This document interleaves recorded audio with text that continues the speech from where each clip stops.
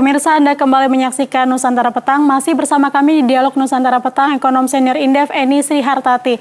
Bu Eni, kita lanjutkan perbincangan kita. Tadi sebelumnya saya menyampaikan bahwa nilai tukar mata uang kita ini agak terganggu. Ini apakah karena juga ada faktor semakin kuatnya kurs dolar Amerika? Ya, Mbak Indi, namanya nilai tukar itu kan antar dua ya. Kalau nilai tukar terhadap dolar tentu antara kekuatan ekonomi Indonesia dan kekuatan ekonomi Amerika. Kalau dolar Amerika ini mengalami apresiasi terhadap mata uang seluruh dunia, maka Indonesia termasuk yang mengalami depresiasi. Tetapi secara fundamental yang menentukan nilai tukar suatu negara itu adalah demand dan supply dari valuta asing. Artinya kalau ini ukurannya dengan dolar, maka berapa permintaan kita terhadap dolar dan berapa pasokan dolar terhadap perekonomian kita. Itu yang paling menentukan secara fundamental ekonomi. Tetapi memang nilai tukar ini kan harga ya. Harga itu seperti harga kita di dalam negeri. Kalau mau lebaran tidak ada angin, nggak ada hujan, tiba-tiba yang mengalami kenaikan. Itu efek psikologis. Jadi kalau orang mempunyai ekspektasi bahwa ekonomi Amerika akan membaik, maka dolar akan meningkat nilainya. Nah, itu yang juga menyebabkan depresiasi nilai tukar di dalam negeri kita. Jadi memang ada pengaruh ekonomi Amerika, tapi itu bukan satu-satunya pengaruh, dan sekali lagi secara fundamental tetap yang menentukan adalah nilai ekspor dan impor kita, termasuk juga kewajiban kita dalam bentuk dolar, misalnya cicilan dan bunga utang dalam bentuk dolar dan sebagainya, termasuk juga kebutuhan tadi impor itu kan menentukan permintaan terhadap dolar. Nah, itu yang paling fundamental. Nah, sementara memang beberapa tahun kita mengalami defisit neraca pembayaran. Jadi kalau neraca pembayarannya defisit berarti permintaan dolar jauh lebih besar daripada pasokan dolar yang ada di dalam perekonomian kita. Nah, itu yang menyebabkan Indonesia relatif fragile atau relatif rentan ketika ada efek-efek psikologis tadi, seperti ada isu mengenai yang terjadi di Amerika, walaupun bukan non-ekonomi, itu juga mempunyai dampak terhadap spekulasi terhadap nilai tukar. Baik Bu, ini berkaitan dengan ekspor impor kita, ini bagaimana dengan ekspor impor di Indonesia? Apakah akan ada hambatan akibat suhu politik nanti, suhu politik dunia maksudnya? Ya, jadi ini selama setahun belakangan kebetulan nilai perdagangan atau neraca perdagangan kita relatif surplus.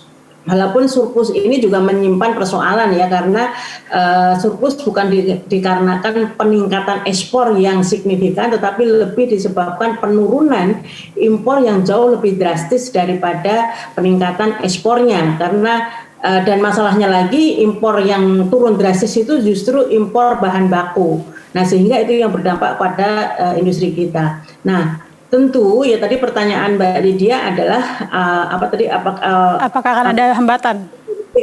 Mempengaruhi, pasti berpengaruh, karena misalnya geopolitik di Timur Tengah yang menyebabkan gonjang-ganjing harga minyak dunia. Nah, satu sisi memang menguntungkan karena impor migas kita menjadi turun gitu kan. Tetapi juga suhu politik perang dagang misalnya seperti kemarin proteksi yang berlebihan dari Amerika dan juga dari Cina, ini juga menyebabkan hambatan terhadap ekspor kita, termasuk menyebabkan harga komoditas, sebagian besar komoditas ini mengalami tekanan. Nah, kebetulan Indonesia adalah ekspornya lebih dari 70% adalah komoditas, sehingga ini berdampak langsung terhadap nilai ekspor kita gitu. Baik Bu Eni, ini artinya geopolitik Amerika Serikat dengan Tiongkok ini berpengaruh terhadap ekspor kita. Lalu bagaimana mengatasinya Bu Eni? Karena porsi terbesar ekspor Indonesia memang kedua negara tersebut, Mbak Lydia. Lalu bagaimana mengatasinya Bu Eni? Ya, kita harus mampu melakukan diversifikasi ekspor. Caranya apa? Kita tidak boleh lagi menggantungkan ekspor kita dalam bentuk komoditas. Karena kalau kita mampu menciptakan produk turunan dari komoditas yang dihasilkan dari sumber daya Indonesia, maka ketergantungan negara tujuan ekspor kita tidak hanya Amerika dan Cina. Jadi banyak, termasuk Timur Tengah, Afrika, termasuk Amerika Latin dan sebagainya, itu bisa kita jadikan negara tujuan ekspor yang baru, bukan negara-negara yang selama ini tradisional. Tetapi sekali lagi, kalau ekspor kita masih hanya komoditas, maka kita terbatas sekali negara tujuan ekspornya. Lalu bagaimana dengan utang Indonesia? Apakah juga akan menjadi kendala pada masa mendatang?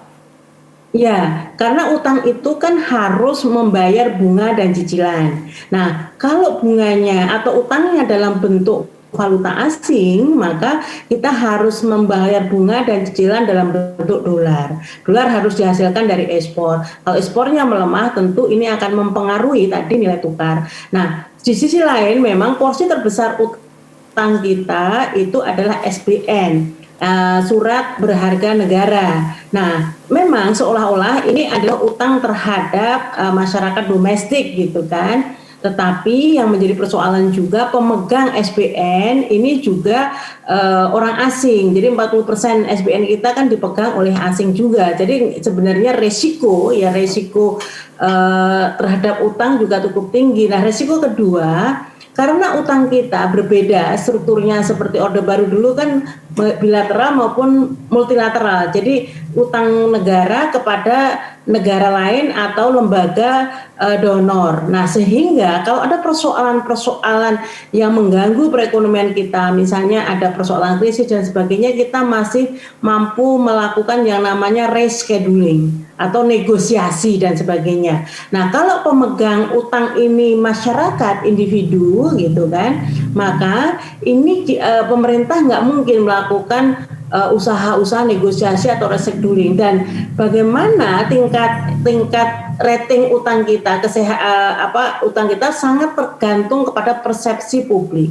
Jadi kalau ini makanya kalau sekarang ini yang harus dijaga betul oleh pemerintah supaya ada trust, orang tetap mau pegang utang pemerintah gitu kan, secara sederhana bahasanya, maka pemerintah harus benar-benar menjaga kepercayaan publik, trust.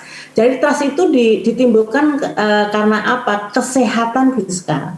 Jadi kalau pemerintah mampu mengelola fiskal ini secara sehat, defisit primer misalnya dijaga dengan baik, terus juga bagaimana postur anggaran ini tetap produktif sehingga pertumbuhan ekonomi terjaga, maka akan menimbulkan trust dari pemegang surat utang negara. Tapi kalau perekonomian terseok-seok dan utang akumulasinya semakin meningkat, tetapi di sisi lain ya akumulasi utang meningkat, tetapi produktivitas utang yang diukur dengan defisit defisit primer tadi kok bukan menurun malah justru menaik dan rasio utang meningkat. Nah, ini yang mengakibatkan nanti ya kepercayaan untuk memegang surat utang pemerintah ini menurun. Buktinya apa? Buktinya kemarin pemerintah harus dalam tanda kutip memaksa Bank Indonesia untuk melakukan barter sharing. Barter sharing ini kan istilah kerennya saja. Istilah lugasnya adalah BI harus menyerap surat utang pemerintah dari pasar primer. Itu artinya apa? Artinya trust pemegang utang, orang yang mau memegang utang surat berharga negara, ini kan menurun gitu. Baik, Bu Eni, ini kan saat ini pemerintah tengah berupaya untuk menekan infeksi virus corona di Indonesia dan sekarang sudah ada vaksin seperti itu. Lalu kalau diprediksi dampak dari pandemi dengan ekonomi Indonesia ini diprediksi akan berdampak sampai kapan, Bu Eni? Ya, sekali lagi seperti pertanyaan yang di awal tadi ya, sampai kapan? Tentu pertama yang sangat menentukan adalah penanganan terhadap pandemi. Jadi kalau pandemi ini tidak segera dibikin kurva landai atau penularannya ini melandai, maka ini yang akan mengkhawatirkan atau berdampak terhadap pemulihan ekonomi atau dampak ekonomi. Jadi dan karena apa? Karena begitu kurva penularan tidak melandai, otomatis dampak langsungnya kan hampir seluruh aktivitas ekonomi belum optimal, minimal masih harus physical maupun social distancing. Ada beberapa sektor yang belum dibuka secara full. Nah, artinya apa? Aktivitas ekonomi tidak optimal atau terganggu. Nah, sehingga juga ini yang akan mengakibatkan roda aktivitas ekonomi kan juga terbatas. Nah, kedua tentu kalau pandemi ini masih terus berlangsung, maka anggaran-anggaran ini kan juga tersedot untuk penanganan pandemi. Nah, sehingga stimulus fiskal atau sektor-sektor produktif kan juga berkurang atau menjadi terbatas.